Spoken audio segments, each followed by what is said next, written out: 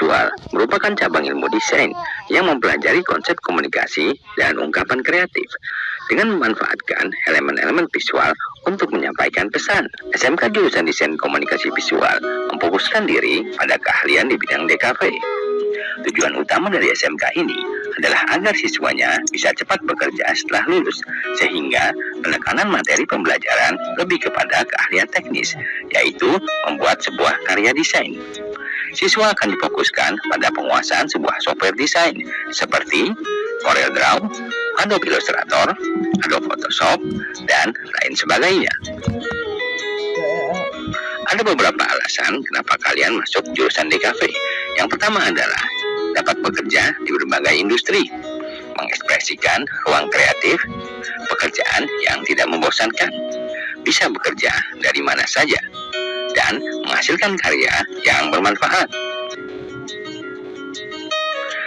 Kalian akan belajar mata pelajaran umum, diantaranya pendidikan agama, pendidikan Pancasila, bahasa Indonesia, PJOK, sejarah, muatan lokal, seni budaya, matematika, bahasa Inggris, informatika, proyek IFAS, dan proyek kreatif dan kewirausahaan.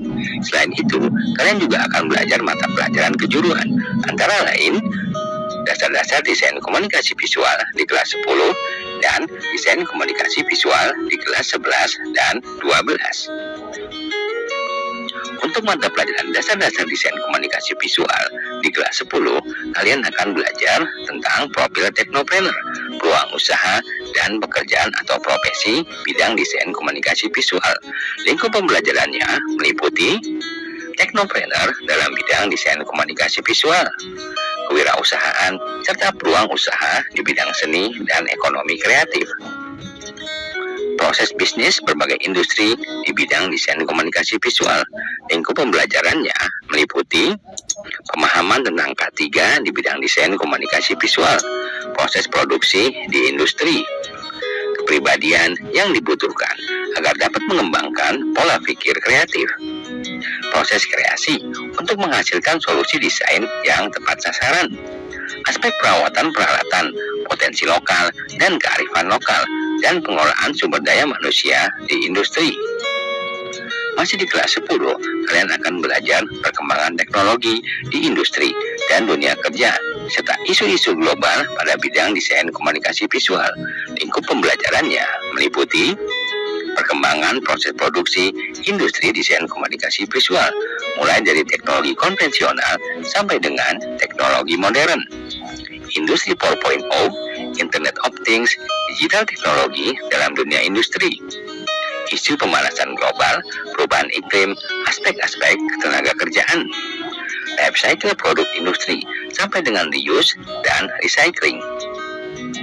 Kalian juga akan belajar teknik dasar proses produksi pada industri desain komunikasi visual. Lingkup pembelajarannya meliputi pengetahuan tentang kepribadian yang dibutuhkan agar dapat mengembangkan pola pikir kreatif melalui praktek secara mandiri dengan berpikir kritis tentang seluruh proses produksi dan teknologi. Kalian juga akan belajar budaya kerja yang diaplikasikan dalam industri DKV. Kalian juga akan belajar sketsa dan ilustrasi. Lingkup pembelajarannya meliputi fungsi sketsa dan ilustrasi dalam dunia desain komunikasi visual, penguasaan teknik keterampilan membuat sketsa dan ilustrasi untuk kebutuhan dasar rancangan desain. Selanjutnya, kalian juga akan belajar komposisi tipografi. Lingkup pembelajarannya meliputi sejarah huruf, pengertian huruf, jenis-jenis huruf, anatomi huruf, karakter huruf, dan fungsi huruf.